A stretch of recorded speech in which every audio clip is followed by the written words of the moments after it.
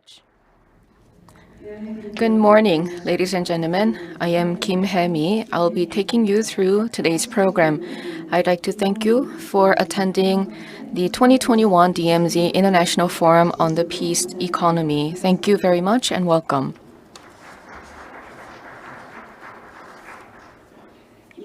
As for this year's DMZ International Forum on the Peace Economy, in order to comply with the COVID-19 related guidelines, we were only able to accommodate and invite only a small number of distinguished participants who are here on site.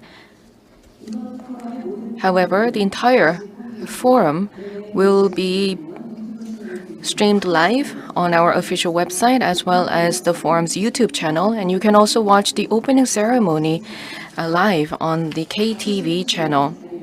Once again, I'd like to extend my warm welcome and gratitude to all of you who are here on site as well as those who are watching the forum online. The forum is co-hosted by the NRC, Kiep, and Gangwon province, and this has been prepared by the Ministry of Unification, Goseong County, and the Research Institute for Kangwon. And here at this forum, we're going to discuss the role of the international community and Korea to promote lasting peace on the Korean Peninsula.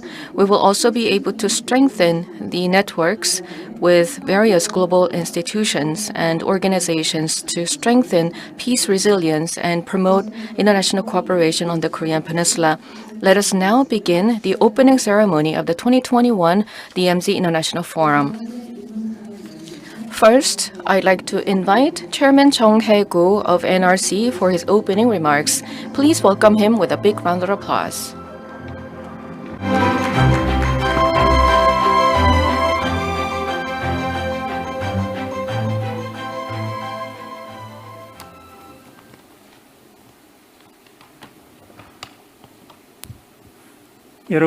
Good morning, ladies and gentlemen. I am Chung Hae-gu, Chairman of the National Research Council for Economics, Humanities and Social Sciences.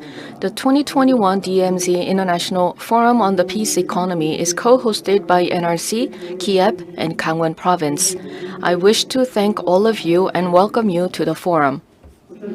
I would like to express my gratitude to Prime Minister Kim Boo-kyum and Vice Governor Chaibok of Kangwon province for their congratulatory messages. I would also like to thank Minister Lee In-young of the Ministry of Unification for his keynote speech. I would also like to express my deep appreciation to Her Excellency Catherine Stevens, former U.S. Ambassador to Korea, Chairman Andrei Bystritsky of the Vandai Discussion Club in Russia, and many other foreign and domestic participants who are joining us either on-site or online. Rarely found in any other parts of the world, the DMZ, or the Demilitarized Zone, is a term that clearly illustrates the pains of the war and division on the Korean Peninsula.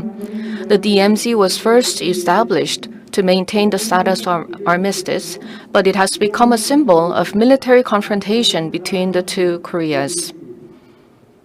The very fact that we still have the DMZ after 7 decades of the war means that the Korean War is technically not over yet.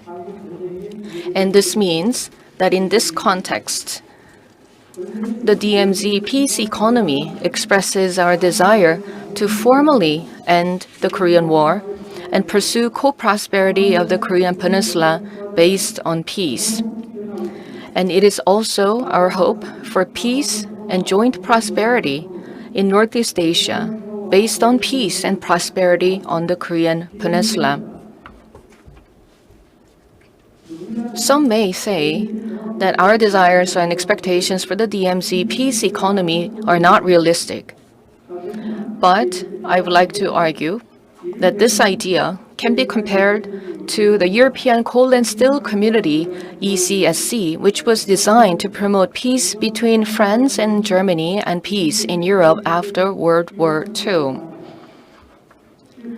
This initiative later evolved into EEC and finally to the European Union. And this process was able to bring peace as well as economic prosperity in the entire European region. Then, the idea of turning the DMZ into an area for peace and ecology, managed jointly by the two Koreas, and promote mutual prosperity for the Korean Peninsula and Northeast Asia is not completely unrealistic. Rather, I would like to argue that it is a historic mission that we all need to achieve. So, the DMZ International Forum on the Peace Economy is an international forum aimed at carrying out this very important mission. The theme of this year's forum is building resilience for peace and international cooperation on the Korean Peninsula. Dialogue for Peace was advanced in the first half of President Moon's term, but it has been stalled ever since. We wish to revitalize this dialogue and promote international cooperation. So in this regard, I would like to ask for your kind support and advice. This year, Kiep and Gangwon province worked very hard, as well as Goseong County, to prepare for the forum. I'd like to thank President Kim Hong-jong and Governor Choi Moon-soon and Han Myung-jong, head of Goseong County, for their effort. Bordered at the DMZ, Gangwon province wishes to transform itself to a peace special zone and a special peace province. And in this regard, I'd like to thank the Research Institute for Kangwon for organizing the session on this topic. I would also like to thank all the presenters and panelists for attending the forum despite the COVID-19 related challenges. Thank you very much. 네, 정혜구 이사장님께서 멋진 개회사로 2022. I would like to thank Mr. Jung Hae-gu for his opening remarks. Thank you very much. Let us move on to the next order on the program, which is congratulatory remarks from our Prime Minister Kim Boo-kyum. He has sent us a video. 존경하는 국민 여러분. Fellow Koreans, Kangwon residents, distinguished guests from home and abroad, greetings. My deepest congratulations to you on the hosting of the 2021 DMZ International Forum on the Peace Economy. This forum, hosted under the theme Building Resilience for Peace and International Cooperation on the Korean Peninsula, hosts many experts. My thanks go to Chairman Andriy Bistricky of the Valdai Discussion Club of Russia and President Kathleen Stevens Shimungyong of the Korea Economic Institute of America, President Wright E. Gropp of the Halle Institute for Economic Research, Germany, as well as other experts from home and abroad. Also to the Honorable Ambassadors to Korea who have blessed this event with their presence, and also participants who are joining us both on and offline. My gratitude and welcome to all of you. The DMZ International Forum on the Peace Economy is a unique event in that it provides a forum to discuss the peace economy and allows you to experience the DMZ firsthand. It strives to share with the world the pain of North-South division and find ways to bring about everlasting peace on the Korean Peninsula. This year is even more significant in several aspects. The international order surrounding the Korean Peninsula is ever-changing, and North-South exchange is at a standstill due to the COVID-19 pandemic.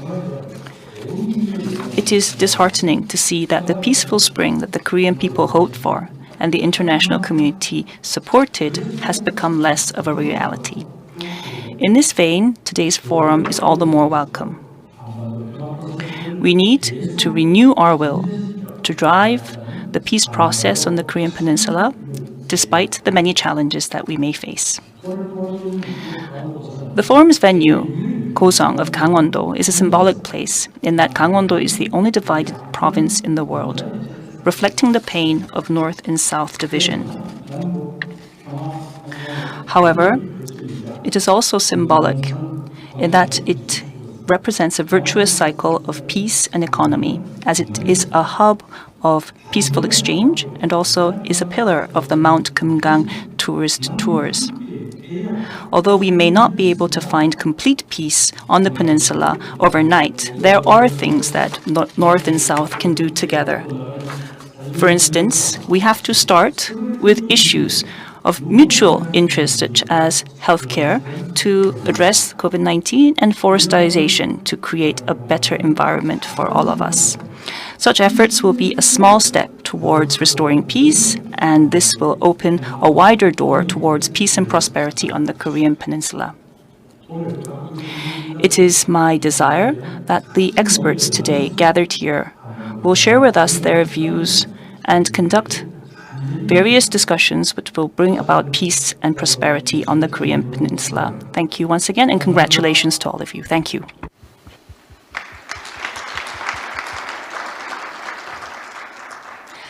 Thank you very much. That was the welcome remarks from the Prime Minister Kim Boo-kyung. Now, I'd like to invite Vice Governor Chaibok for Administrative Affairs of Kangwon Province for his congratulatory remarks. Please welcome him with a big round of applause.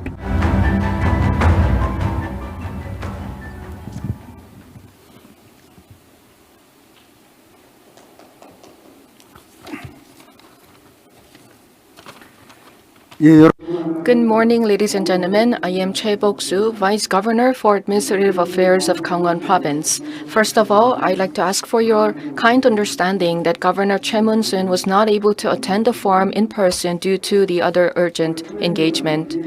It is very meaningful that the third DMZ International Forum on the Peace Economy is held here once again in Gangwon Province. I'd like to express my gratitude to Chairman Chung Hae-go of NRC, as well as members of Kiep and the Research Institute for Kangwon for organizing this forum. I would also like to thank and welcome Prime Minister Kim Boo-kyung, who has sent us a video message, and Unification Minister Lee In-young, who will deliver his keynote speech here on site, as well as many other distinguished participants who are joining us either online or offline. Ladies and gentlemen, as you may know very well, Gangwon Province is the world's only divided province. The DMZ, as a symbol of division, has been in the middle of the province for the past 7 decades. As such, our province has suffered inter-Korean military tension and significant constraints on its economic development due to various regulations such as military regulations and forestry-related regulations. There is the Border Area Support Act to promote development in the border area, but there's not enough substantial support. So we have challenges in terms of economic development. So, in May 2018, and after the Pyeongchang Winter Olympics, when there was a better mood between the two Koreas, we decided to change the name of the border region as the Peace Region. And ever since, we've been working for revitalization of the economy of the DMZ area. And as part of this effort, we're promoting the designation as a special economic zone and Gangwon Peace Special Self-Governing Province. The Peace Special Economic Zone is an initiative to create an inter-Korean economic community in Gangwon Province by developing the border area where mutual economic benefits for the two Koreans can be realized. And this can help facilitate inter-Korean economic exchanges. We wish to become a special self-governing province to be at the center of Korean Peninsula peace economy and gain a foothold into the northern region with a high level of self-governance and special status for the promotion of inter-Korean exchanges. However, there are many challenges in the process of legislations for these initiatives. So to overcome these challenges, we're working closely with the Ministry of Unification and other relevant government agencies to make this happen. I hope that the participants will provide us with new vision for a virtual cycle of peace on the Korean Peninsula and insights on the designation of the Special Economic Zone and the creation of the Special Self-Governing Province for Peace in Gangwon Province. And we will take your suggestions to heart and promote new visions and peace in the region. And I very much look forward to your insightful comments. Once again, congratulations on the hosting of the DMZ International Forum on the Peace Economy. I wish all of you good health and success. Thank you very much.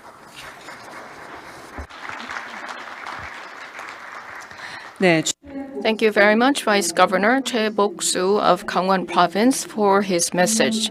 Thank you very much for these wonderful remarks. Now, we are going to take a look at the PR video of the Kangwon Special Self-Governing Province.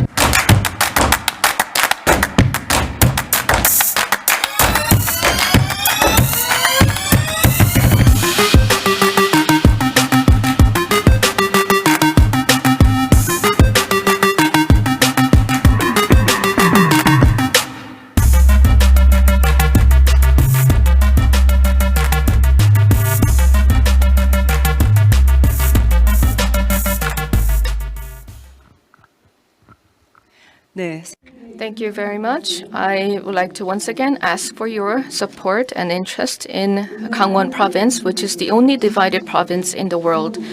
We have with us on site many very special distinguished participants. Let me introduce the VIPs, including the ambassadors and members of the diplomatic corps from various embassies. First of all, His Excellency Francois Bongtang, Ambassador of Belgium to Korea. His Excellency Pekka Metso, the Finnish Ambassador to Korea. His Excellency Philip Anthony Turner, Ambassador of New Zealand, as well as Her Excellency Lomani Katarunak, Ambassador of Thailand to Korea. And we have many participants from the diplomatic corps of the embassies of Argentina, Australia, Canada, France, Pakistan, Singapore, South Africa, Ukraine, and the UK. And we have members of the NRC, including STEPI, KISTI, Korean Institute for National Unification, Korea Women's Development Institute, Korea Institute for Public Finance, KRIVET, and many other institutes. Thank you very much for your attendance. Let's move on to the next part of the program, where we will invite Minister Lee In-young of the Ministry of Unification for his keynote address. So, ladies and gentlemen, please welcome the minister with a big round of applause.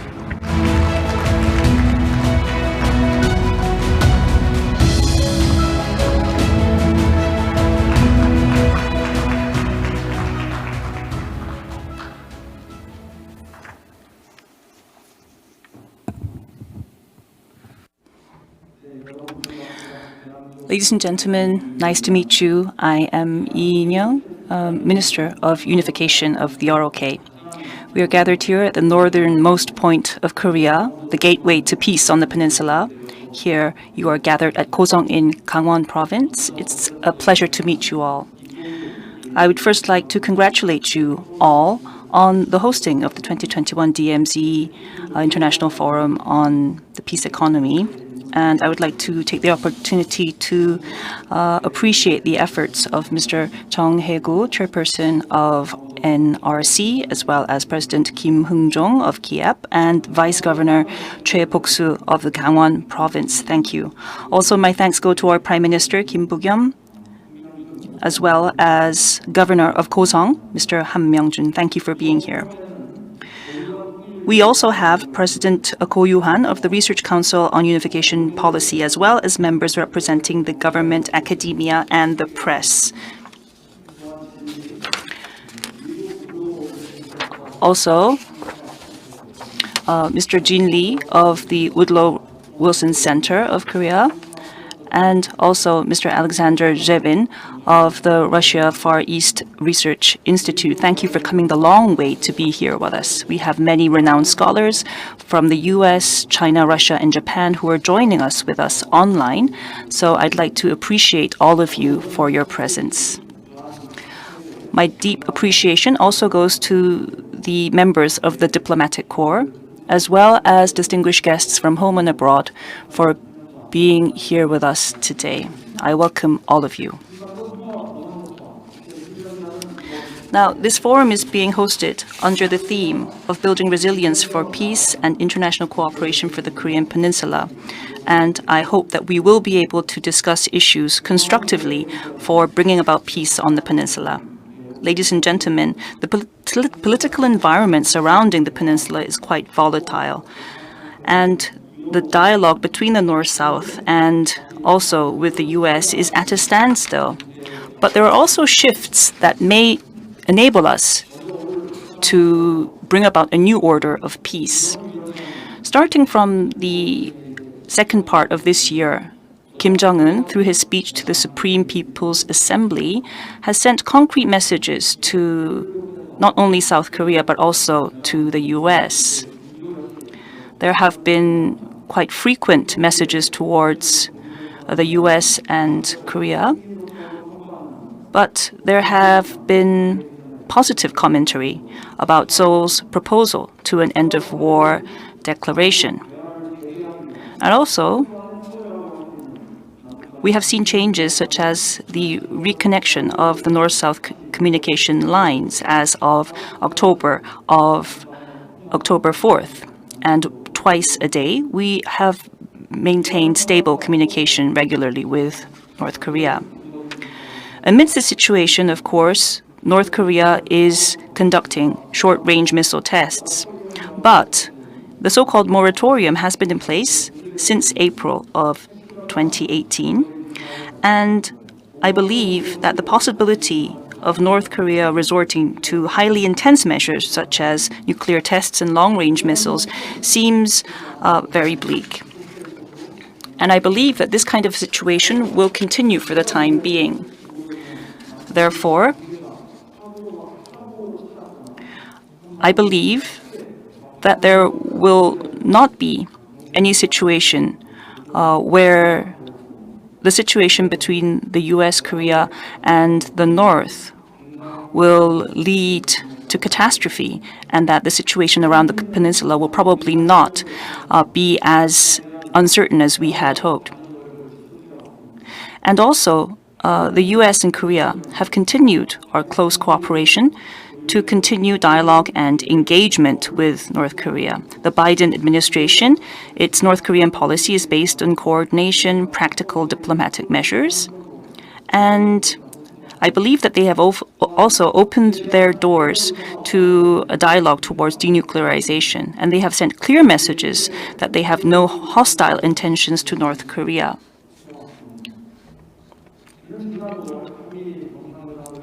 And I believe that this was made possible thanks to the policy coordination between the US and the ROK, including the summit talks that we had last May.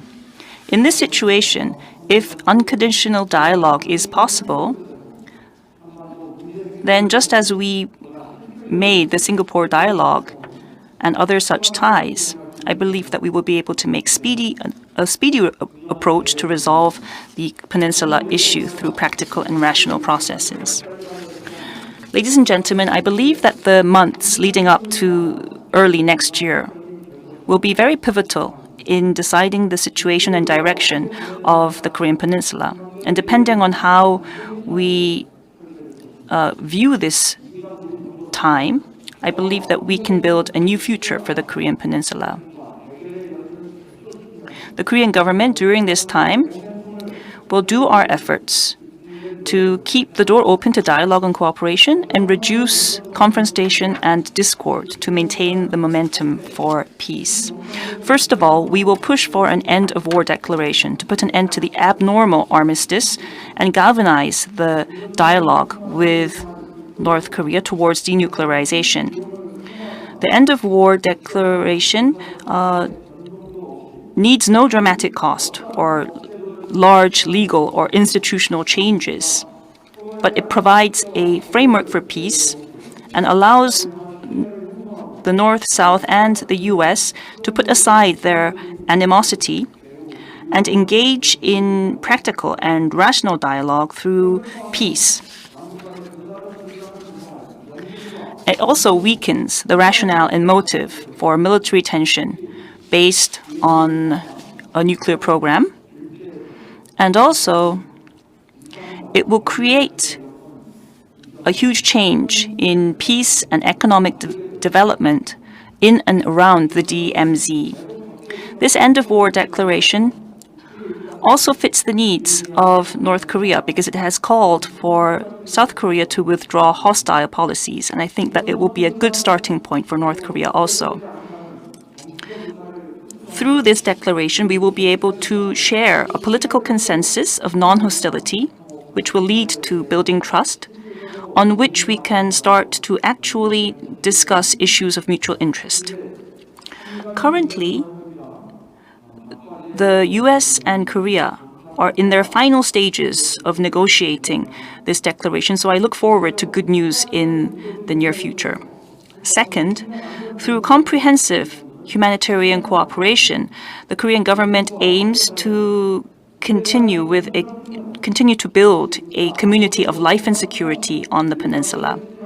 Now, the Korean government and the international community have maintained that humanitarian cooperation towards North Korea should be pursued regardless of political, military, security situation. But we are also seeing new rules of the game being created because of the COVID-19 pandemic and also climate change. The North and South not only share an environment, but we also share the same fate in the face of pandemics, such as malaria, ASF, and AI. And we have seen this in the past. Also, the North and South share a same climate, ecosystem, and share the same sphere of living. And therefore, to protect the lives and security of our people from climate change and calamities, we need to cooperate with each other. Now, in July, North Korea submitted its voluntary national review to the UN and has showed its willingness and interest to maintaining sustainability. And so I believe that there is a lot of room for cooperation, not only between the North and South, but also with the international community.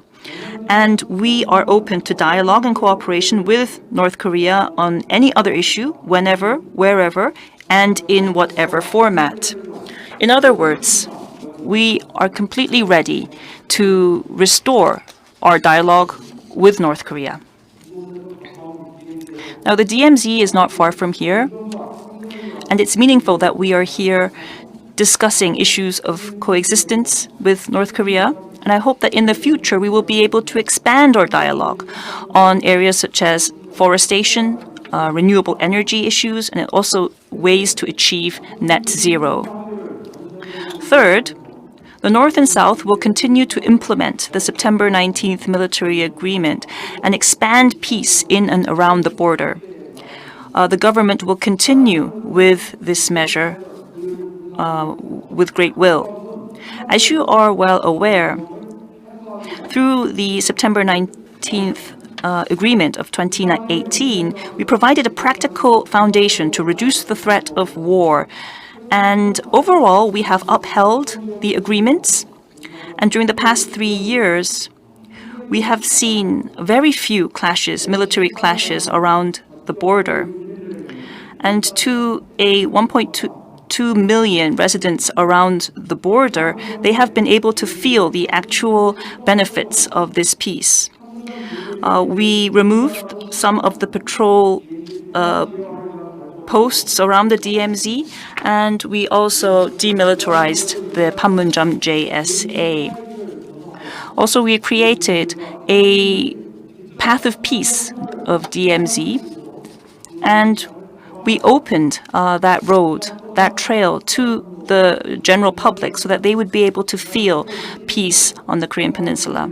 Because of the COVID-19 pandemic, that trail was momentarily closed off, but it opened its doors once again on November 20th, and from 30th of November, visits to Panmunjom will also be opened as well. And we will continue with such efforts to expand such spaces of peace. I hope that many people around the world will come to this area, also to the DMZ and to the Peace Trail in DMZ, so that you may feel for yourselves what it is like.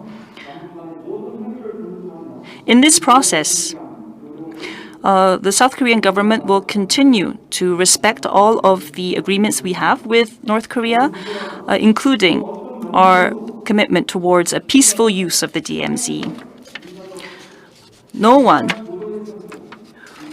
should be given the rationale to enhance the military tension that we experienced in 2017, and I believe that we should not go back or retract the peace that we have created in and around the DMZ.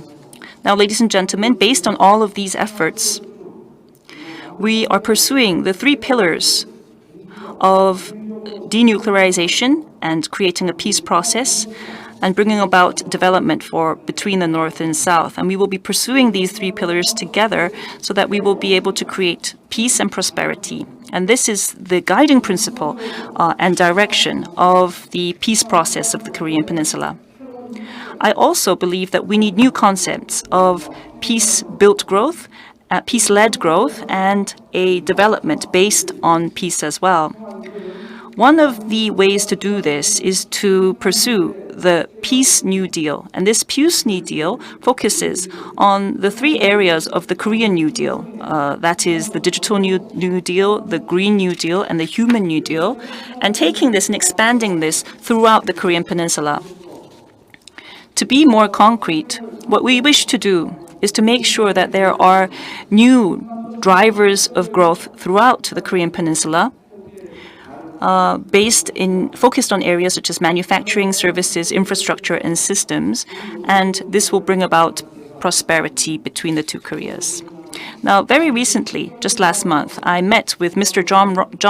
Jim Rogers, the global investor, and he shared with me his view that the Korean Peninsula will see a boom in areas of tourism and logistics, and he was sure in his view that the North and South will become a prosperous country in the 21st century.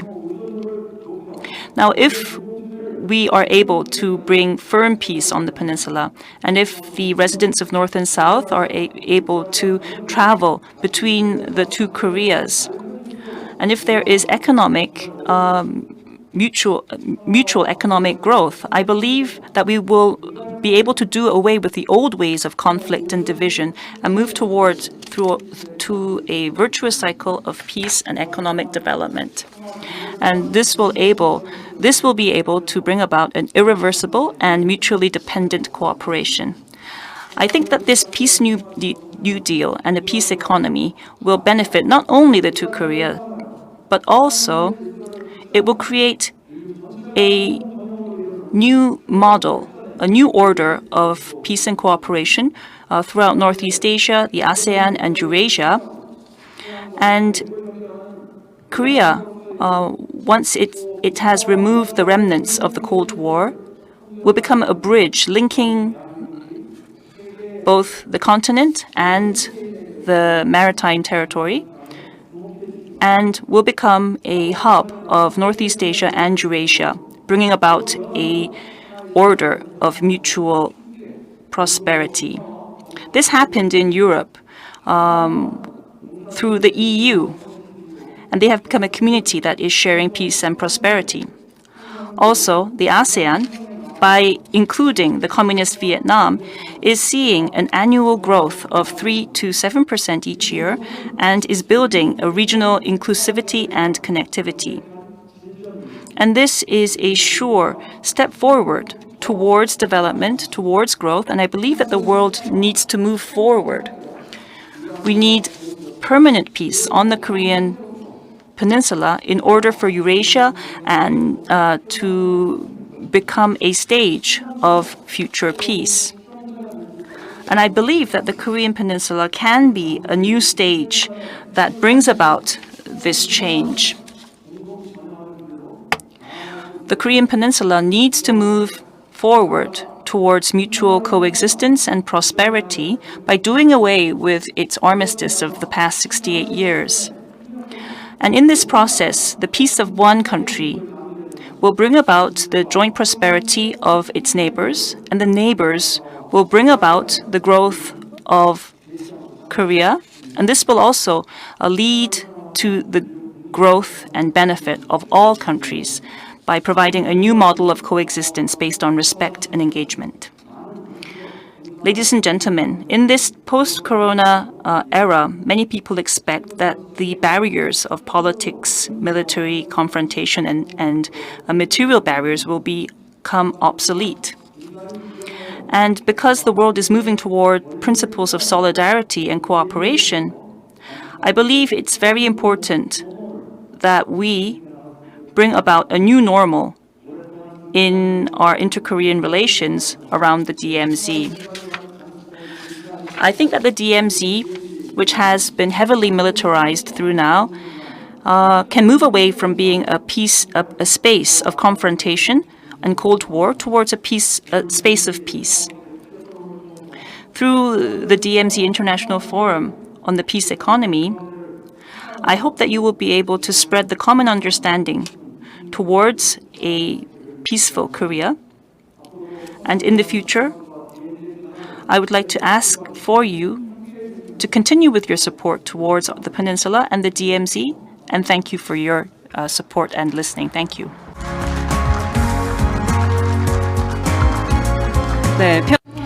Thank you very much, Minister Lee. He emphasized the importance of building a new future and promoting coexistence and prosperity between the two Koreas and creating a virtuous cycle of peace and economic development, and the possibility of expanding peace order and on the Korean Peninsula through the Peace New Deal. Thank you very much for his insightful comments. Once again, a big round of applause to the minister. Thank you very much.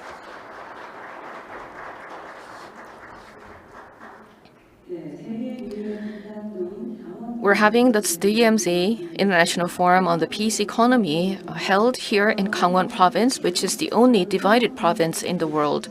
But once again, we are renewing our commitment to the peace process on the Korean Peninsula despite many challenges. This is the end of the opening ceremony. We will now begin the plenary session. Before we begin the plenary session, we will have to arrange the stage. And in the meantime, please enjoy the short introductory video.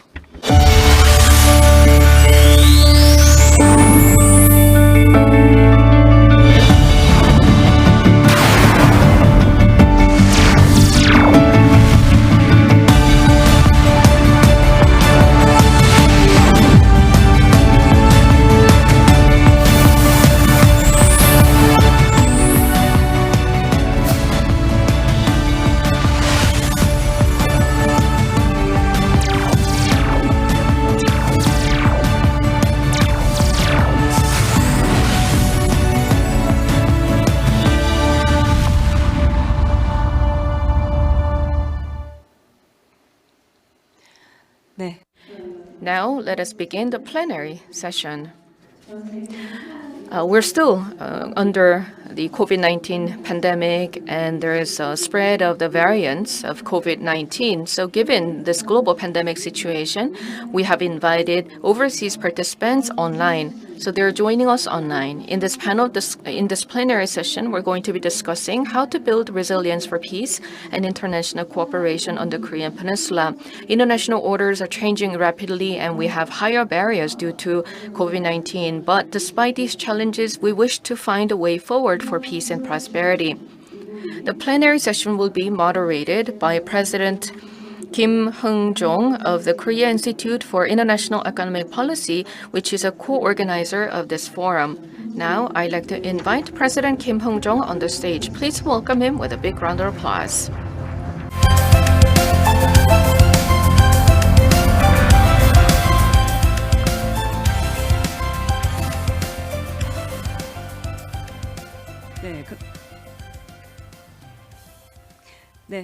So I would like to invite President Kim Hung-jong. I will hand the mic over to him. The floor is yours, President Kim Hung-jong. Let's give him another big round of applause. Good morning, ladies and gentlemen. I will be the moderator for the plenary session. As was introduced, I am Kim Hung-jong, President of Kiep. Before we start, I would like to take this opportunity to thank all of the participants for being with us both on and offline despite the COVID pandemic and the various circumstances that you are in. Thank you very much. In 2019,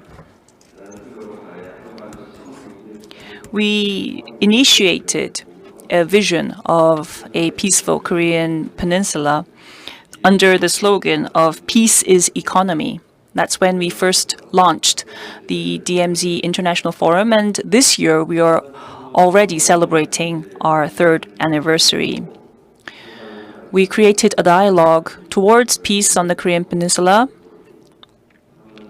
and I hope that this will lead to a momentum towards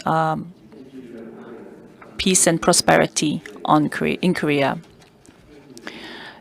This year also marks the 30th year of us becoming members of the UN.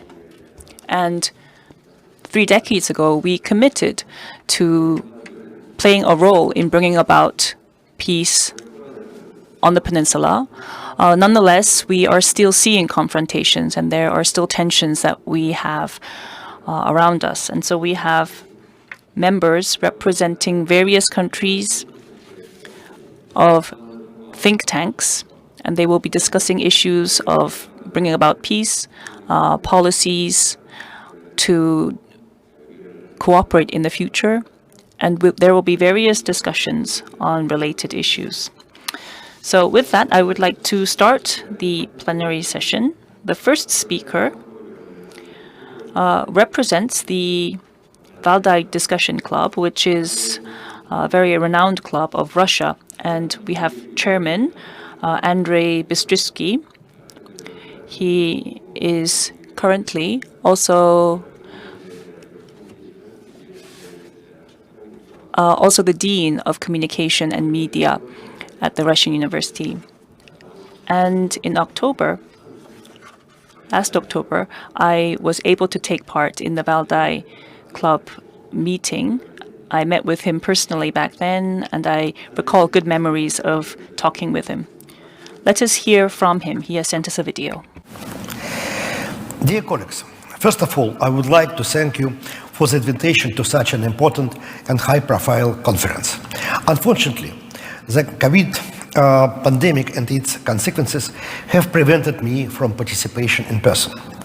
Alas, the pandemic not only disrupted my plans, it has affected all events across the globe.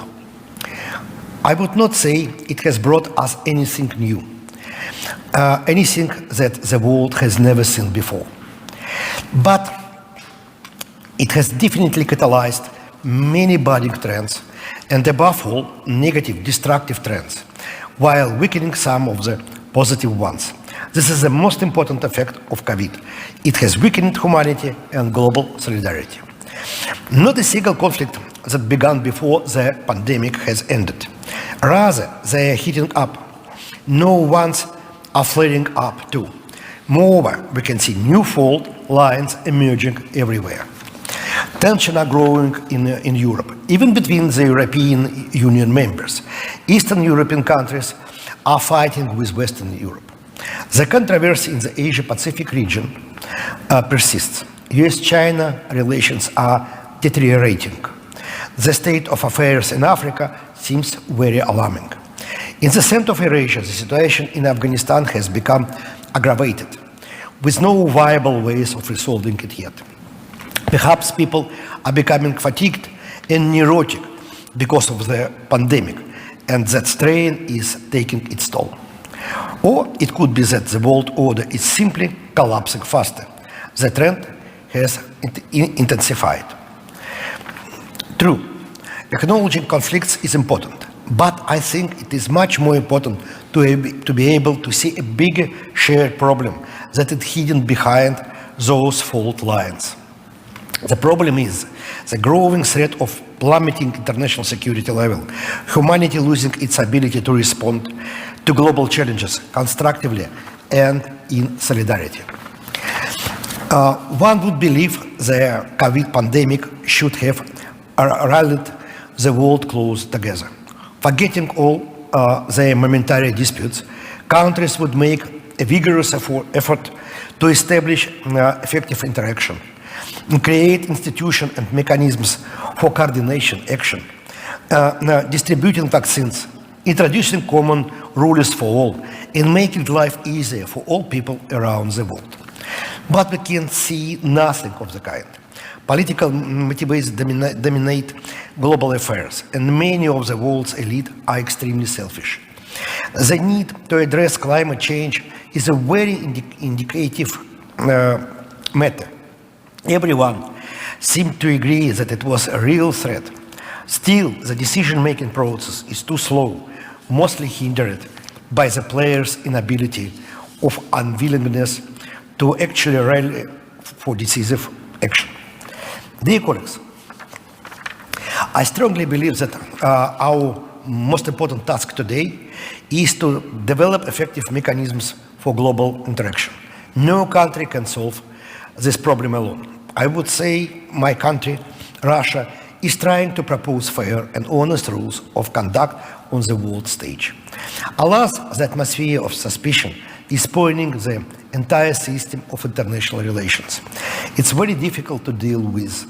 But since the risks are extremely high for the whole humanity, we have no other choice but to continue trying to reach agreement. I think the people of Korea know from experience how difficult it is, but it's never as dark as before dawn.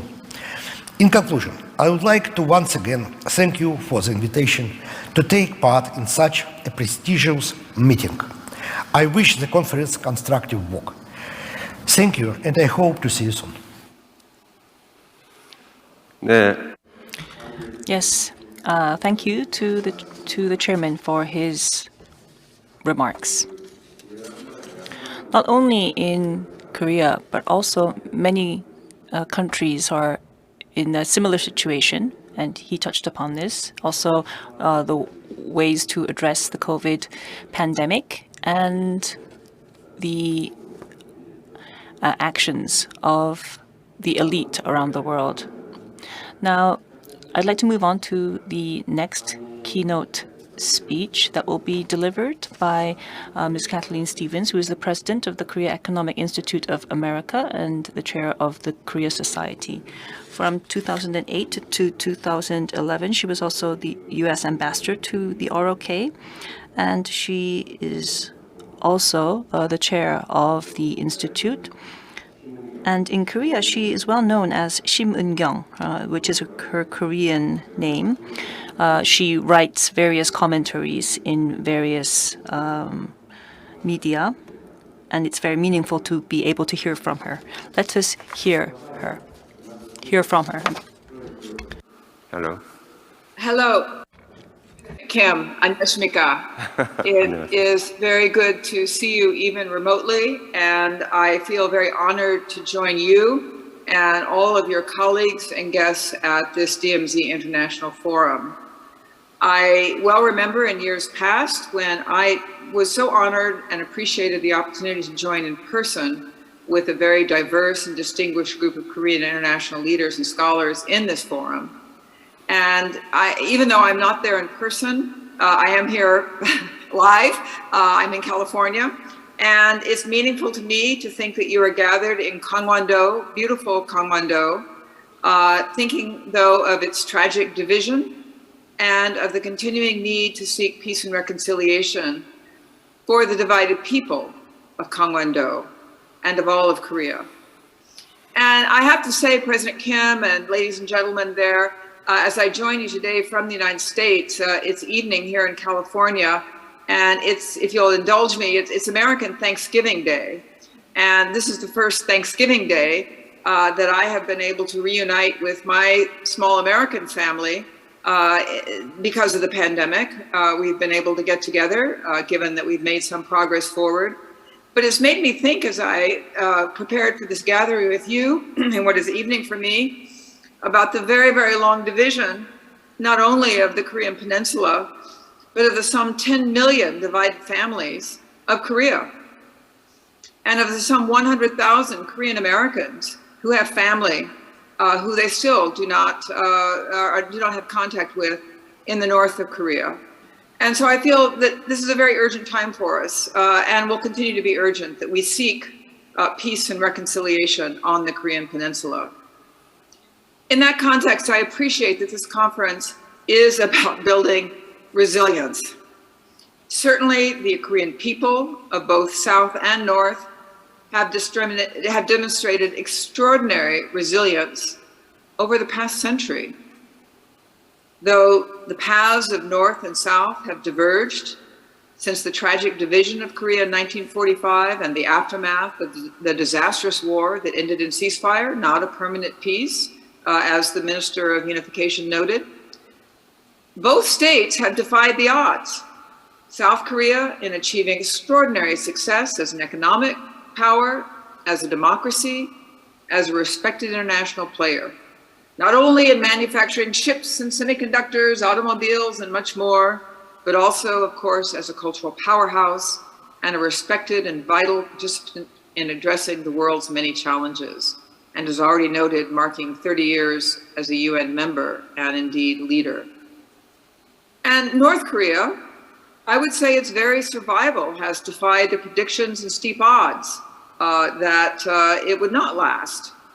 And though that resilience and survival has come at great cost of extreme isolation, immense suffering of its own people, it has defied the expectations and norms of the 21st century in many ways, but sadly, with respect to nuclear proliferation, human rights, and much more. So this is urgent business before us. And I do believe that what is needed now is not only resilience, but persistence in our decades-long effort to address the unfinished business on the Korean Peninsula of denuclearization, of reconciliation, of a reduction in threats and a progress towards a lasting peace and towards new economic and human opportunities and protections for all Koreans. So, you know, I know a Korean proverb, there's a Korean proverb that says, if you fall down 7 times, you get up 8. We must continue to get up. And I am encouraged by the words of the Minister of Unification, the Prime Minister, and others who have spoken tonight. Here are a few of my thoughts, my simple thoughts on how we would do that, put simply, which I hope will inform the discussion in this conference and as we go forward.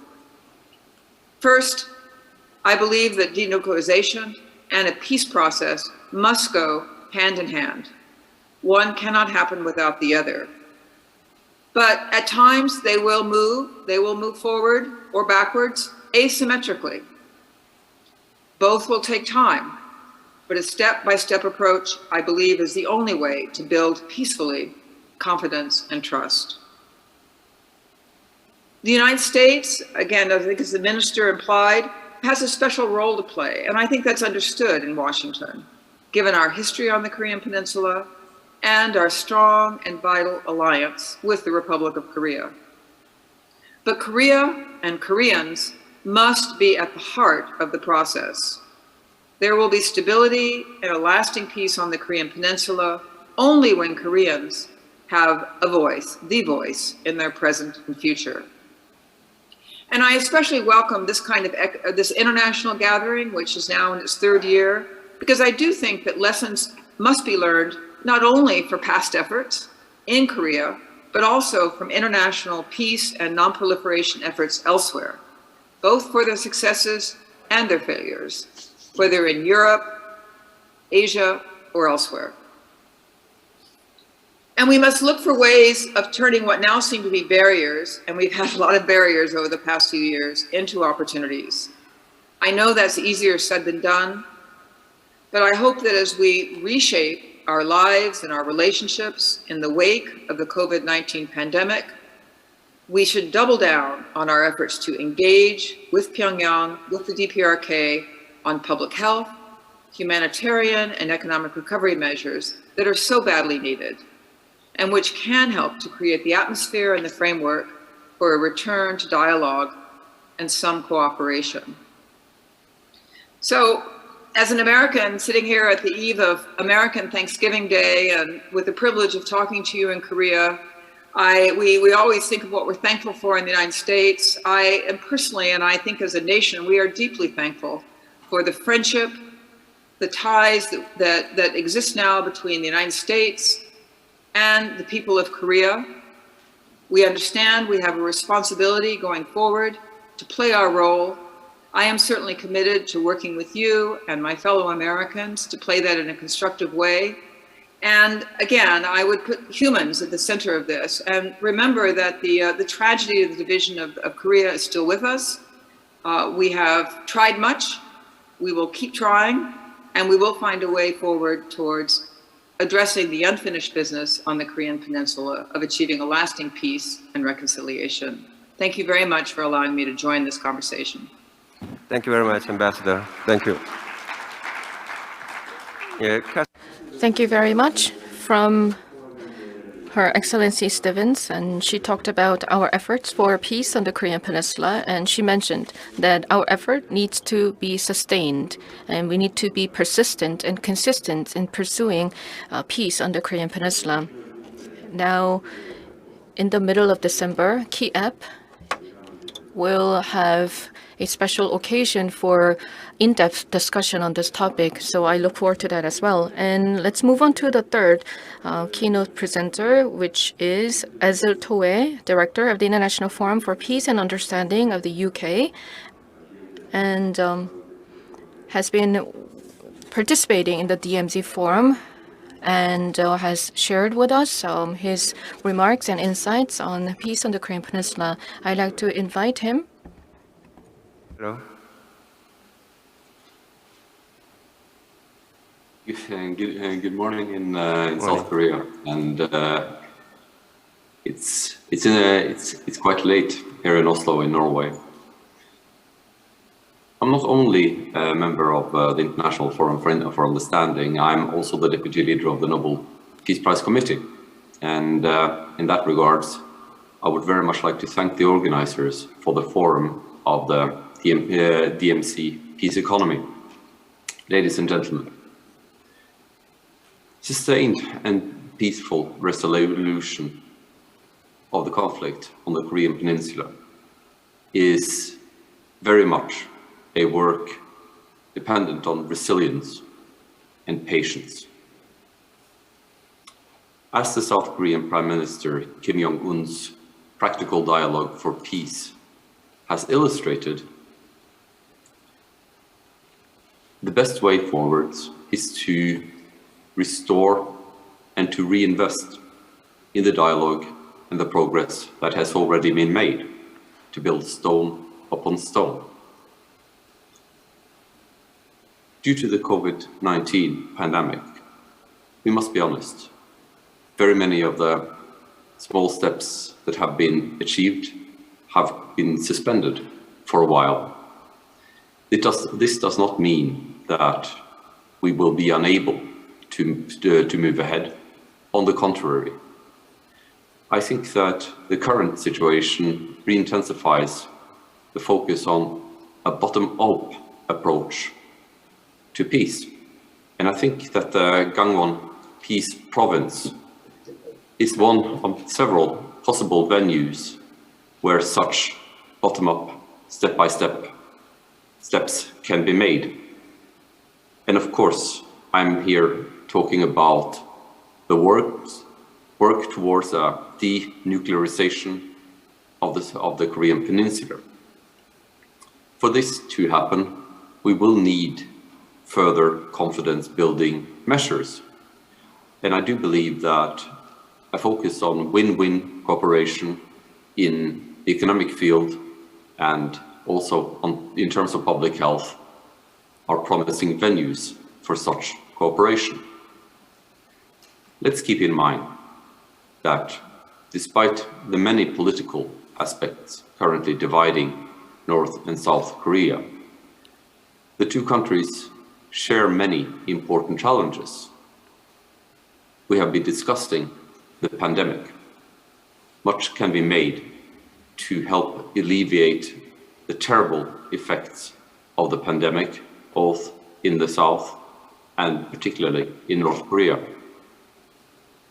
In terms of climate change, we saw at the COP26 Global Summit in Glasgow, which I was honored to attend, it is still possible, despite the geopolitical rivalries intensifying, as Professor Bisitsky very eloquently spoke about, there is still a scope and a possibility for humanity to share, to address our shared concerns. what we now need to do is to build effective mechanisms for cooperation and for dialogue. I cannot stress this enough. When we look at how entrenched conflicts in other parts of the world have been overcome, speaking to one another, even on a low level, even on unrelated issues not directly pertaining to the conflict, we see that this approach can create a degree of understanding that can allow for greater steps to be taken. Ladies and gentlemen, I think the time now is a time for creativity. As the Prime Minister spoke, there are challenges for both North and South Korea that has been forced upon the region due to the shifting geopolitical tensions in the world. This can be seen as a problem, but I do also think that the shifting sands also allow for new ways of looking at old challenges. And in this regard, I believe that the DMZ, the peace economy, has the potential to be a game changer, a rallying cry, and a region where the North and the South can find discrete areas of mutual interest on which to build the first steps towards a process that will hopefully lead to the denuclearization of the Korean Peninsula, and also in the future, if all goes well, towards integration along the lines that the esteemed president of the DMZ mentioned in his opening remarks, that we have seen in Europe a previously war-torn region that is currently characterized by cooperation and by peace. Ladies and gentlemen, I would like to thank you again for the honor of being invited to participate in this forum.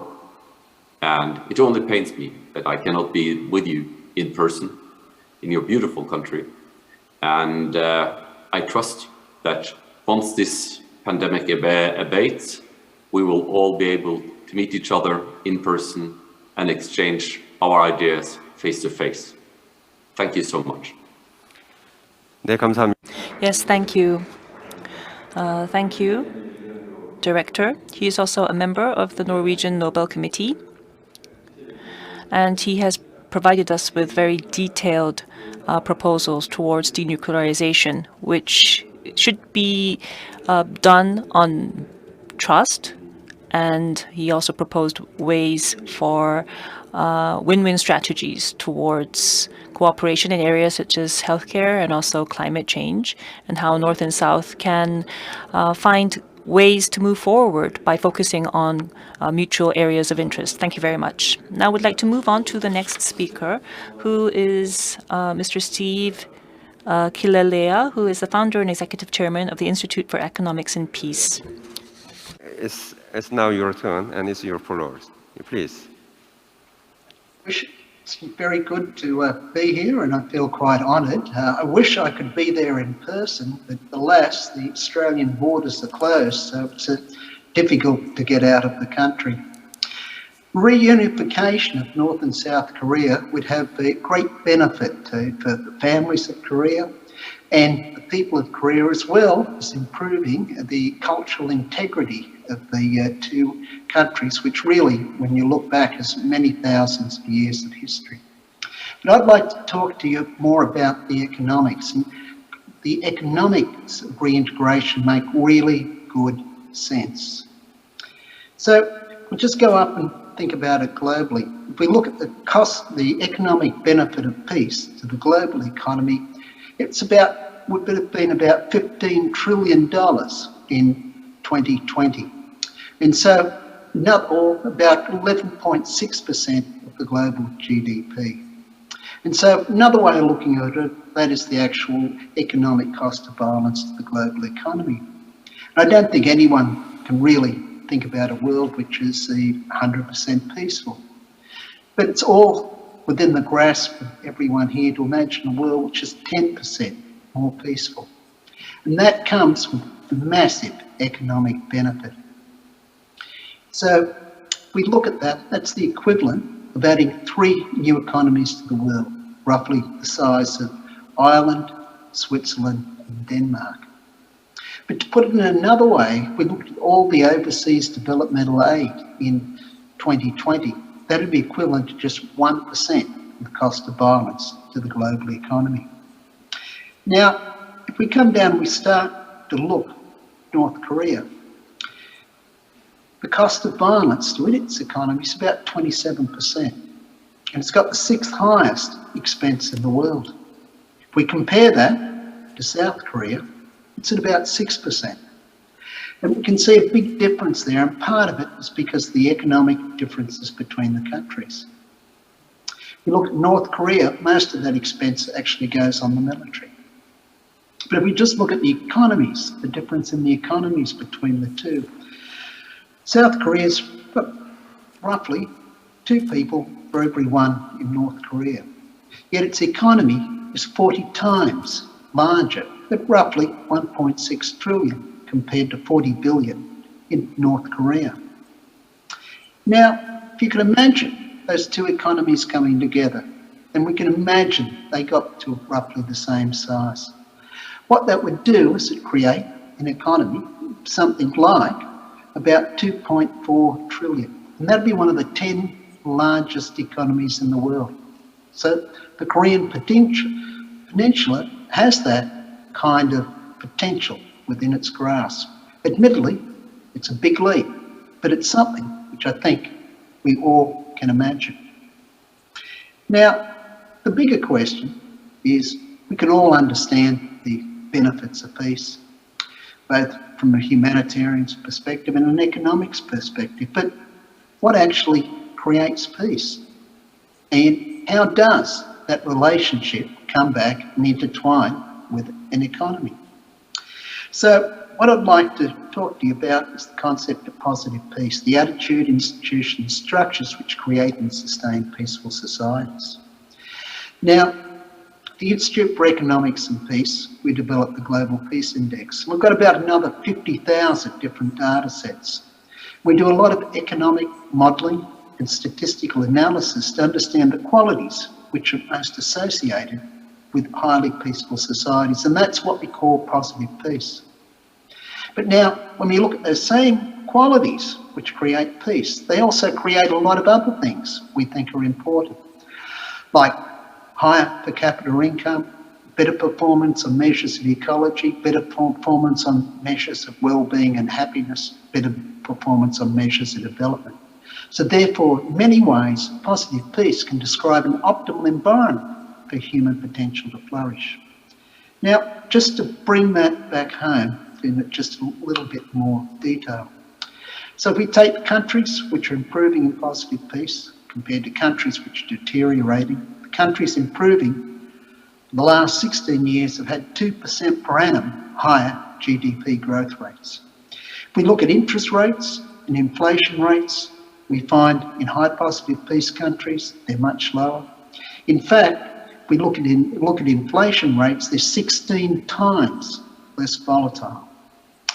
We also find that foreign direct investment is twice as high in countries with high positive peace compared to low positive peace. We also find that sovereign bonds tend to improve if the economy keeps improving in countries which are improving in positive peace, where they tend to deteriorate in countries which are deteriorating. So again, it's back to being able to describe an optimal environment for human potential to flourish.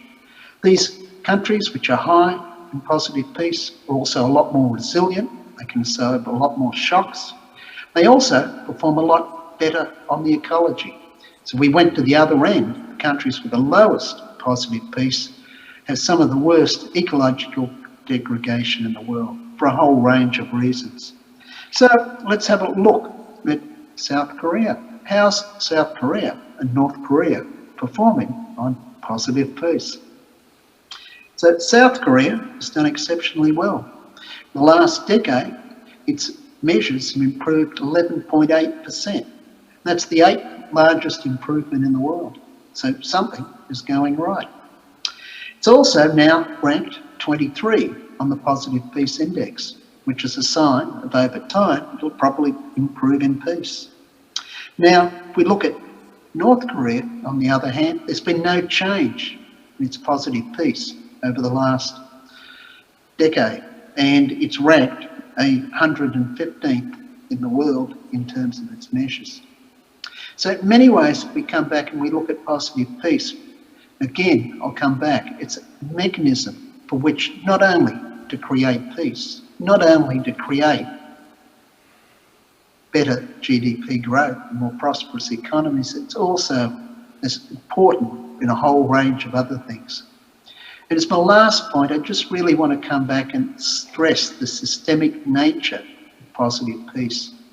So when we look at these, look at the issue of building actually peace and more flourishing societies, it's not a matter of focusing on one thing or another thing. And those things will differ from society to society. It's the integration of many things, because when a society gets moving in the right direction, what you find, it creates a virtuous cycle, one which is self-reinforcing in the way which it operates. And so I think on that note, I'll stop. But certainly the economic integration makes great sense for both North Korea and South Korea. And I wish you every success with your conference. And that hopefully next year I can be there in person. Thank you for asking me to attend. Thank you very much, Chairman Kililea, for your speech. And thank you very much once again. Next, I'd like to invite Mr. Thomas Goma, President, Director of the IFRI. IFRI is the French Institute for International Studies, and one of the outstanding institutions in France. Yes, I'd like to invite Mr. Thomas Goma. Yeah. Good evening or good morning, depending on what you are sitting. It's my real pleasure to contribute to this new conference organized by Kiep, which is a very long-standing, friendly organization for IFRI. So thank you for having me today. I hope that in the future we will be able once again to really meet, but that's our situation at the time being. So I was asked to give a few words about the relation between the US and China, and also about the situation in a post-COVID world. Two observations. I don't think we are still in a post-COVID world. Seated in Europe, we are facing the so-called fifth wave. So the level of vaccination is very high in France, but it's not the same proportion everywhere in Europe. So we risk to suffer from this new wave, even if its future consequences should be more limited than the previous ones. But it's just to say that we are still in the COVID crisis, and consequently all the strategic situation, depends on that. The second observation is about the relation between the US and China, which is obviously the main topic when you are working on international relations. I don't know if it's really a conflict or if it's more a stiff or a very strong competition, but for sure the relation is much more difficult, much more tense. Recently, we had at the COP26 some discussion in parallel between China and the US on climate. We had also a conference, video conference between Presidents Xi and Biden.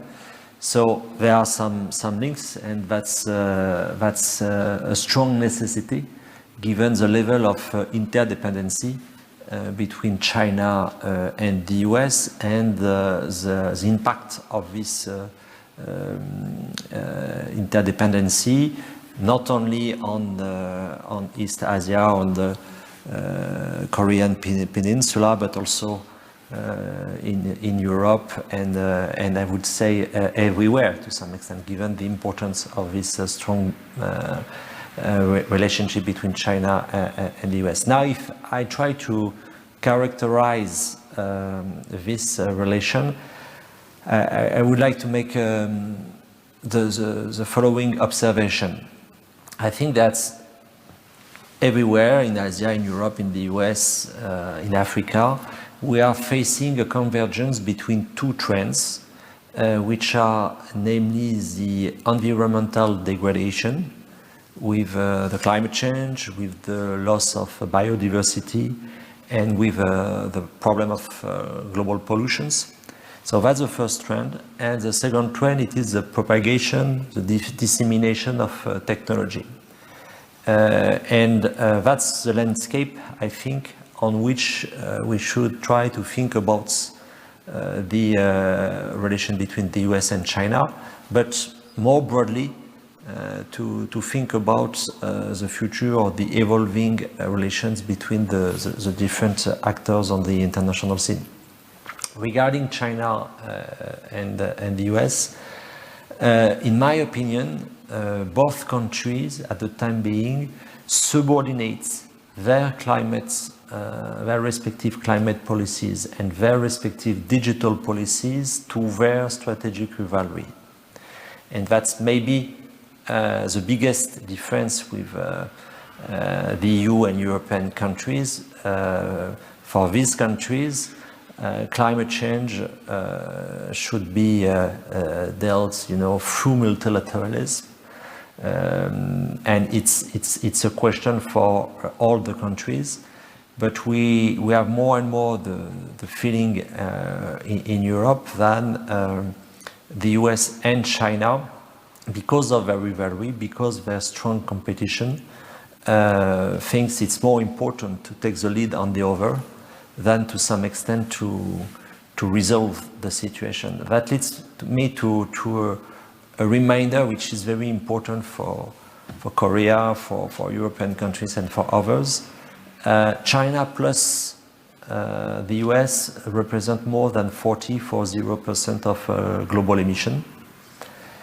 Second, if you add China and the US, it's more than $1,000 billion of military spendings a year.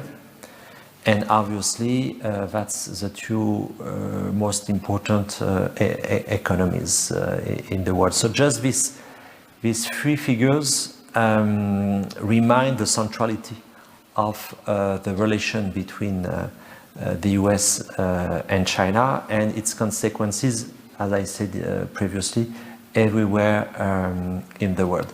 So I do hope that next year we will be able to continue this discussion in presence, and I wish you the best for the continuation of this conference. Look forward to meeting with you. Bye. 네, 감사합니다. 토마고마 소장. Yes, thank you very much for your remarks. Now, the global economy is facing various issues and challenges, and he touched upon some of them, especially the rivalry between the major powers. And in this US-China rivalry, I think that we feel a lot of frustration, but despite that, we need to push forward with peace economy here on Korea. And we were able to feel his views on this. Thank you so much. We would like to move on to the next speaker, who is Mr. Mohan Kumar, chairman of the RIS of India. Now, RIS has a special relationship with Kiep because it is our Indian counterpart. And so I'd like to invite Chairman Kumar. It's a great honor to be with you. Thank you very much, Mr. Chairman, Mr. President. It's a pleasure to be addressing you virtually. As you rightly said, RAS and KIP go back a long time, and it's a great honor and a privilege to participate in this conference. I think I'll begin by saying that complete denuclearization of the Korean Peninsula, peace in the Korean Peninsula, these are outcomes that every peace-living citizen anywhere in the world would welcome. So that's a no-brainer. I mean, this is something that we all want. This is something that we all seek. I propose to situate the Korean issue, if you like, in the larger context of the Indo-Pacific, because it is the Indo-Pacific that is the theater of great importance. That is where the future of international order is being built. It is also the region which will likely contribute the largest share to the global economy, the population. So it's got a lot of things going for it. Unfortunately, the Indo-Pacific is also the theater where there are the largest number of issues. So you can talk of South China Sea, East China Sea, the Korean issue, the Himalayas issue, the Taiwan Straits. So this is the dichotomy that we are seeing in the Indo-Pacific. On the one hand, it holds tremendous potential, and I dare say, and I will repeat, the future of international order is being crafted and built in Indo-Pacific. On the other hand, we see that some of the biggest friction points in the world are also located in the Indo-Pacific. This will have a profound influence on the Korean Peninsula, whether we like it or not. And therefore, an understanding of what is happening in the Indo-Pacific, in my view, is crucial in terms of also trying to address the Korean issue. Now, what can powers like Korea, maybe even India, but other powers do about this? The first, I think, variable, if you like, which I think was alluded to by other speakers, including the previous speaker, is the US-China relationship. The US-China relationship is important, and the way the US-China relationship plays out in the Indo-Pacific will be of great significance to all powers in the Indo-Pacific. Without trying to apportion blame, I would say that China's actions in Indo-Pacific will have great import, because that will invoke an equal and opposite reaction from other powers. We've seen AUKUS, we have seen Quad, we have seen other minilaterals, and therefore you have a hub and spoke system developing in the Indo-Pacific. Almost all of it, I would argue, and I speak under correction, it is in reaction to Chinese action. So that's the first thing that we have to keep in mind. The second thing that I would say is Indo-Pacific has to be multipolar. It cannot be unipolar. It cannot be just a few powers deciding, or even one power deciding what is going to happen in Indo-Pacific. There is simply, it comprises so many powers which are varied, which have different interests. So the only way in which Indo-Pacific can be a dynamic region is if it is multipolar. That's the first requirement in my view. The second, it's got to be open, it's got to be free. Most of all, every power engaged in Indo-Pacific will have to be committed to peaceful resolution of disputes. You cannot change things or change the status quo unilaterally, even if it is incremental. You cannot, because frankly, that will lead to enormous tension. So the status quo has to be maintained, but I'm not saying the status quo needs to remain forever, especially with regard to the Korean Peninsula. Things have to change, but they have to change by mutual consent after negotiations between all the stakeholders. That is extremely important. A unilateral change of status quo will invoke tensions, will elicit a reaction from other powers, which will disturb the balance in Indo-Pacific. In terms of how this can be done, I think it is obvious if you're talking about complete denuclearization of the Korean Peninsula, it needs to be done in accordance with the UN Security Council resolutions. If you are going to talk about how to keep the sea lanes of communication open and free, you have to look to UNCLOS, the United Nations Law of the Sea. It has to be in accordance with the UNSC, the UN, the UNCLOS, as we say. There cannot be a unilateral interpretation of how things can be done in Indo-Pacific. So a reliance on the UN Security Council and the United Nations Law of the Sea would be extremely helpful if peace is to be maintained in this important theater. South Korea, in my view, is a glorious example of what peace can achieve in a country which has got a strong-willed government and a disciplined people. This is the combination that we want in a post-pandemic world. Not only is the state back in a big way, so we can all bid goodbye to the Washington consensus. There is already talk of a Cornwall consensus, which means the state is back in a big way in post-pandemic era.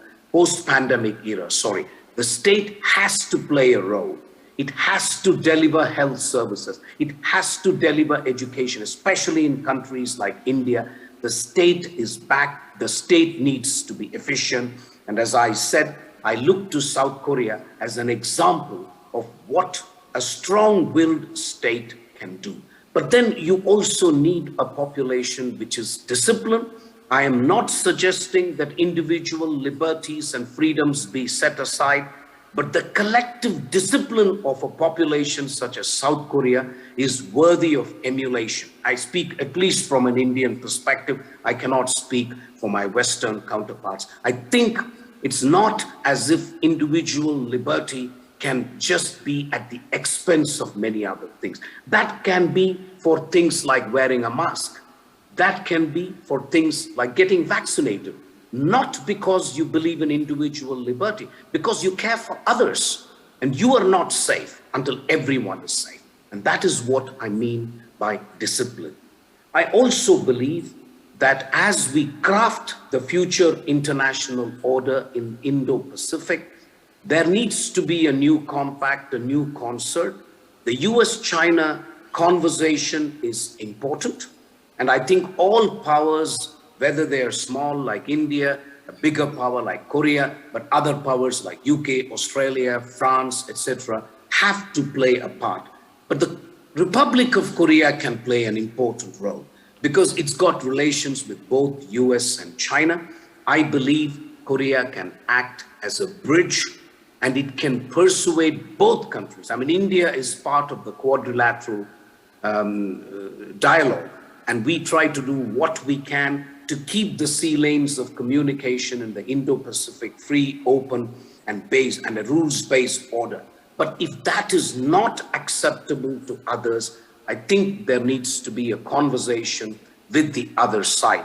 I believe Korea is supremely well placed to carry out such a dialogue.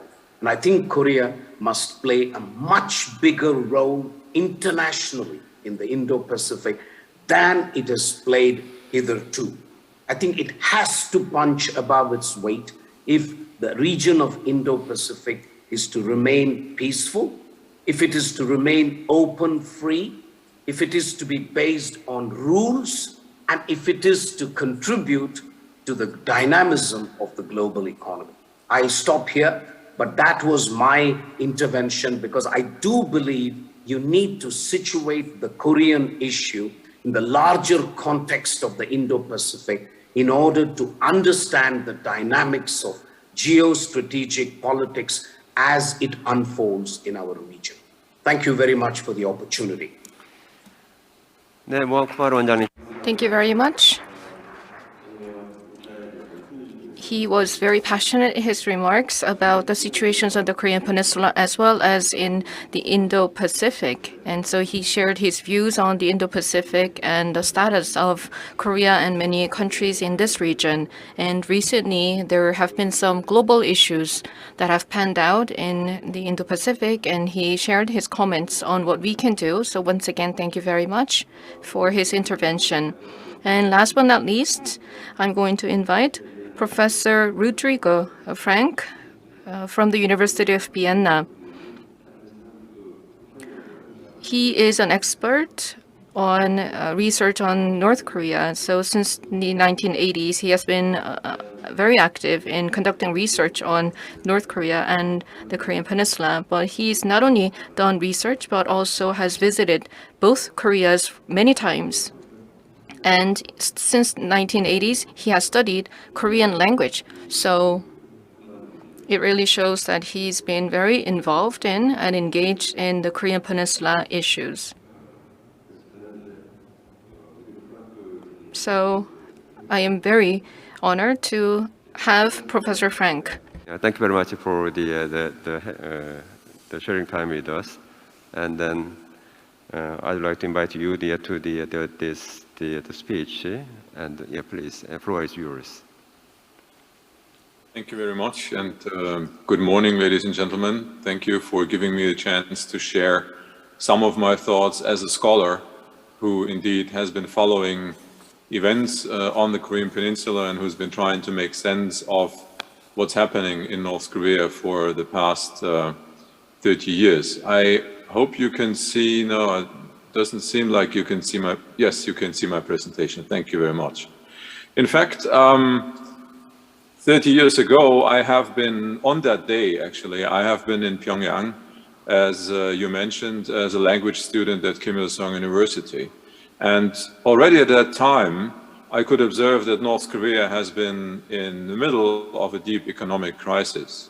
Now, looking at the situation right now, unfortunately, this hasn't really changed. We are aware, of course, of the short-term crisis caused by COVID. We know about the midterm effects of economic sanctions. But I would argue that the actual real problem that is underlying everything else is really the long-term structural crisis that North Korea has been in for a long, long time. And this crisis is not being dealt with by a reform, as we can observe by studying North Korea, looking at recent developments.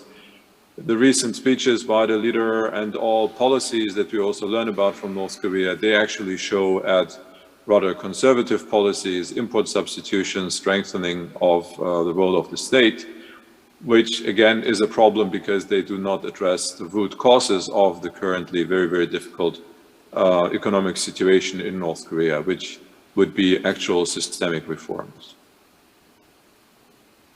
This is not to say that North Korea has not been changing. As everybody who has been following this for a longer time, you are aware of many, many attempts to make the economy work, starting in the 1960s already, going through the most recent measures in agriculture or in industry. But according to a definition that you would apply to reforms, as you have it also here on the slide, I'm following Janos Korner here, a very prominent scholar of socialism, in fact. We can say that North Korea has had perfection measures, but no actual reforms in the sense of really being broad enough, deep enough, and touching the key elements of the system. But these reforms are needed to resolve all these issues around North Korea, speaking of weapons of mass destruction, human rights issue, humanitarian suffering.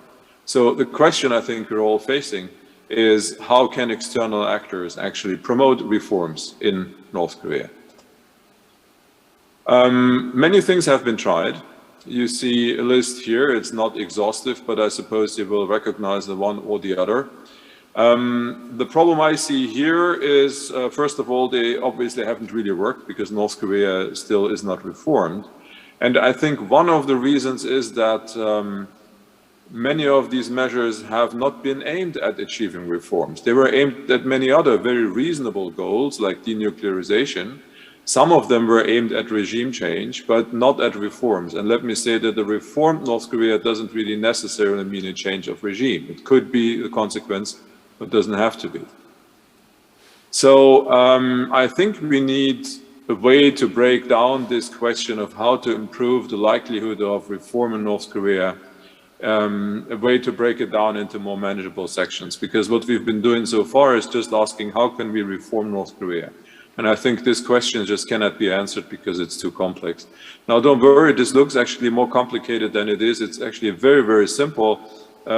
This equation more or less says that reform depends on support for reform and opposition to reform. And if support is bigger, then it's more likely to happen and vice versa.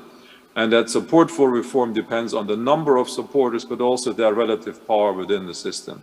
So you can have a large number of people who support reform, but if they have no power, they don't really matter very much, and vice versa. And whether you are a supporter or a non-supporter of reform depends on how you as a North Korean perceive your own gains and losses from reform or from non-reform. That leads to 8 variables that I've just repeated here. It's more or less the same equation as that was on the previous slide. Supporters and non-supporters in terms of number and relative power, and then the perceived effects, not the actual effects, but what matters is what people think is happening or going to happen, resulting from these reforms, gains and losses from reforms and non-reforms. In addition, I like to look at North Korean society in a more differentiated way, rather than treating it as one. We need to break it down into groups. I propose 4, but you can actually choose other groups. That doesn't really matter that much. I chose the leader, the elite, the middle class. Maybe you can divide middle class in old and new middle class, and the people, which moves from one North Korea and the question how it can be reformed to actually 32 single issues, which to me as a scholar, I think is a perfect way of having a discussion, because you can, of course, agree over the single answers, and I'm sure that we all will, but at least you will get closer to actually finally asking the right questions. This is, I'm jumping ahead here, that's the aggregate result of the application of this model to the actual situation in North Korea. Let me just choose one example, because I think it has also implicitly been touched a little bit today. I do, for example, not believe that it will be very easy to convince the leader that he is going to gain a lot from reforms, which is why I'm a big fan of summit meetings, but we should also be aware that they are not the most effective way of achieving progress. The green fields here are the ones that seem to make much more sense, actually. And if you look at the balance, you see the main results of the model emerging here, and I think this is very significant. You see that whatever we do, from diplomacy to sanctions to capacity building, even propaganda, should be aimed at the elite and the middle class, and it should be aimed at altering their perceived gains from reforms and their perceived losses from non-reform. And on a side note, as you also see here on that slide, the same model can, by the way, also be used to make more sense of the actual behavior of the North Korean leadership right now, of reform opponents, like how they try to prevent reforms from happening. My last 2 slides are on what that actually means in terms of specific measures, because we're in Korea and I'm always asked to provide some specific policy recommendations. I think some of them are pretty obvious. Promote the successful cases of China and Vietnam when dealing with the elite, and help the elite to understand that they actually benefit from reforms through, for example, more tax revenue, more budget to spend for state agencies, and yeah, let's face it, also more chances for them personally to extract rents. I think we should also be aware that many members of the North Korean elite are worried about losing their power, or worse, they have followed the example of what happened in Eastern Europe very closely, and they were not very happy to see what happened to their peers over there. But they should, of course, also be aware that there have been other examples, like, again, in former socialist countries in Eastern Europe, but mainly also in China and Vietnam, where former elite remained elite and even were able to upgrade their position. For South Korea, that would include my recommendation to clarify in a legally binding form, for example, in the law passed in the National Assembly, what will happen to former members of the North Korean elite after a potential unification. Because I'm pretty sure they will easily learn about that. But they need to know what's the plan for them. What's the plan for North Korea's generals or Central Committee members after unification? For sanctions, which is always the big pink elephant in the room when we talk about North Korea policy, I understand where they come from. I understand the standards of sanctions. But as I said before, I believe that the goal of sanctions maybe could be adjusted to make them more efficient and more effective, rather than focusing directly on denuclearization, which is of course always the big goal. I would use sanctions to help North Korea to liberalize and marketize its economy, and also sanctions relief, of course, for improving the legal framework for investors, increasing North Korean compliance with international standards, for example, on money laundering, etc. And why not demanding free travel for all North Korean citizens? If you think this is naive, then I say yes, of course it is, but it's much more realistic than demanding that tomorrow they give up all their nuclear weapons that they build up with this huge financial effort that my colleague has just been referring to a few minutes ago. For the middle class, I think the same points apply. We should perhaps, in terms of capacity building, the governor mentioned Kangwon province reaching out to North Korea, trying to engage in cooperation. I strongly support that because it will help the North Koreans, it will enable them to make better use of new opportunities emerging from reforms, and that will make them reform supporters. And last but not least, I think it's also helpful to inform the North Korean people that much of what they see in terms of their everyday suffering is actually related to the absence of reform, and I think that will also help creating the necessary pressure within the North Korean system so that reforms might be promoted. I think I will stop here, but not without thanking you very much for the time to share these thoughts. There is my email address in case you like the presentation or papers I've written about this. I'm very happy to send them to you. But for now, this is it. Thank you very much.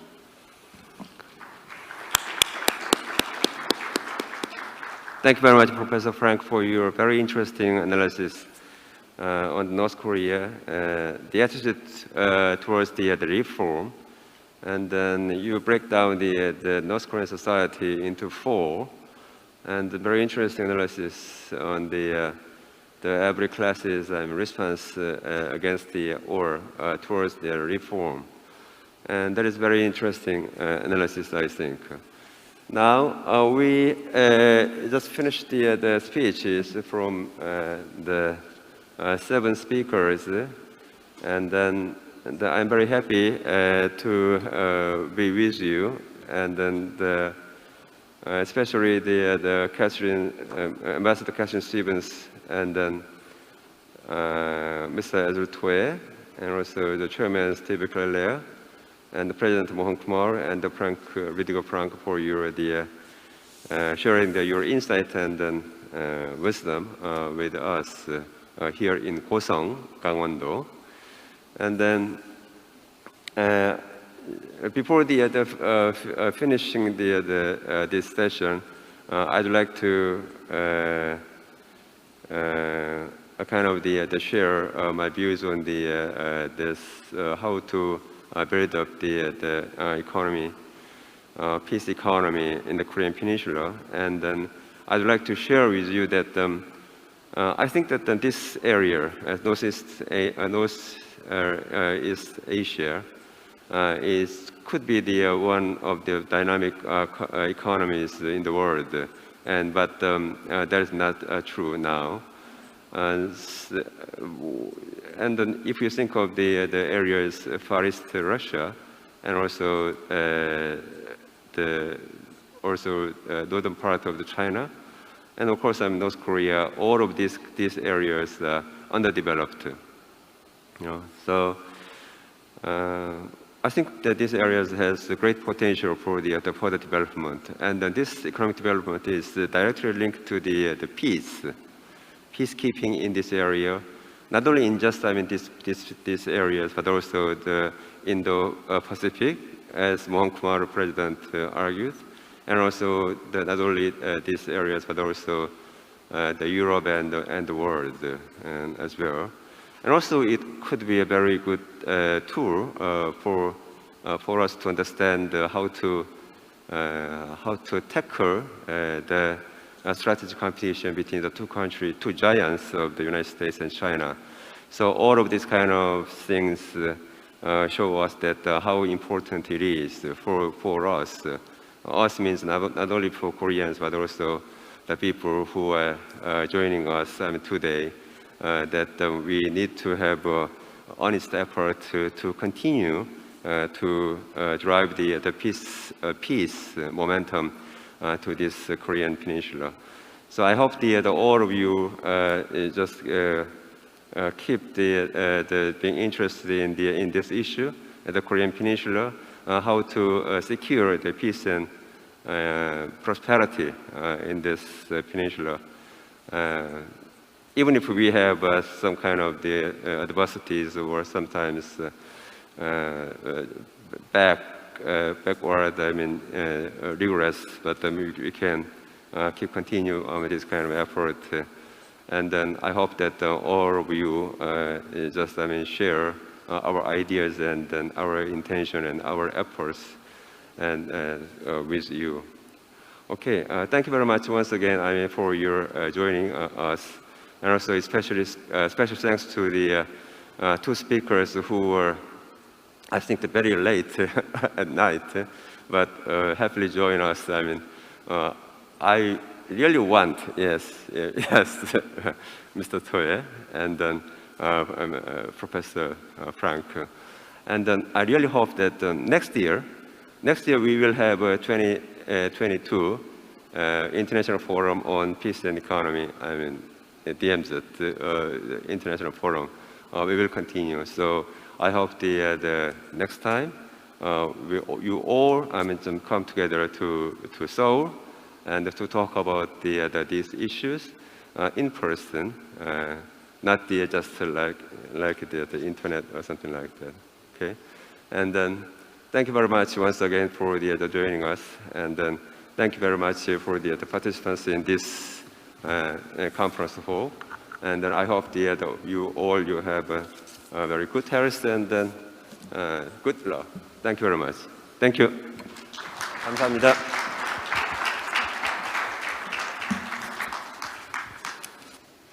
네. Thank you very much. We are still having many challenges, but we were fortunate enough to have a wonderful panel of experts.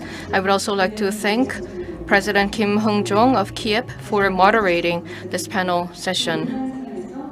And I would also like to thank all the participants and attending us via online. So with this, we would like to conclude the plenary session as well as the opening ceremony of the DMZ International Forum on the Peace Economy.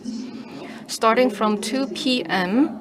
this afternoon, there will be 3 parallel sessions co-organized by Kiep and the Research Institute for Kangwon. So please enjoy your lunch, and I'll see you back in the afternoon. Thank you.